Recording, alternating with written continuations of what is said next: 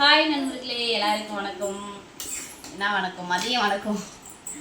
இன்னைக்கு காலை சாப்பாடே மதியம் தான் சாப்பிட்றேன் பாருங்க. சாப்பாடு இப்போ தான் செஞ்சேன்.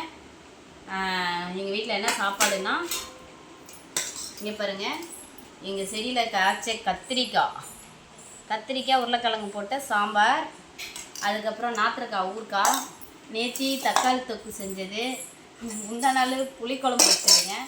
வத்தை மட்டும் பொரிக்கல, அங்கே ஒருத்தர் ரெடி பண்ணிகிட்டு இருக்கா வத்தை பொரிக்கிறதுக்கு. பசிக்குது, உடம்பு சரியில்லை, அதனால் லேட் ஆகிடுச்சு. இன்னைக்கு ஸ்கூல் லீவுங்கிறதுனால நம்மளுக்கு சாப்பாடு செய்கிற வேலை கொஞ்சம் அசால்ட்டு. அதான் சொல்லிட்டு இருக்கிறாங்க, ஸ்கூல் லீவுன்னா மட்டும் இந்த வீட்டில் மதிய சாப்பாடு தான் சாப்பிட வேண்டியதாக இருக்குது, காலை சாப்பாடு அது அப்படிங்கிறாங்க. யாருமே செய்ய மாட்டாங்க. ரசம் வைக்கலான்னு பார்த்தா, ஆனால் ரசத்தை செய்யவங்களுக்கும் ரொம்ப தூரம். ரசம் வச்சா நான் ஒரு ஆள் தான் சாப்பிட்ணும். ஆனால் எங்கள் வீட்டுக்கு கத்திரி செடியில் கத்திரிக்காய் அன்றைக்கி தான் ஃபஸ்ட் டைம். ஆமாம், அன்றைக்கி ஒரு கத்திரிக்காய் இருந்து எண்ணெய் கத்திரிக்காய் குழம்பு வச்சேன். சூப்பராக இருக்குது கத்திரிக்காய். கடைசியாக குழம்பு கொதிச்ச ஒருபாடு ஒரு கொதிக்கு முன்னாடி தான் போட்டேன்.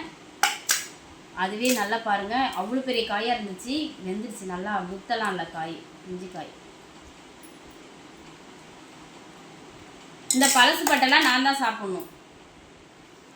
அது என்னது, தக்காளி தொக்கு, புளிக்குழம்பு, நாத்திரக்காய் ஊறுகாய் நார்மலாக முடிஞ்சிச்சு, அது நான் சாப்பிடுவேன்.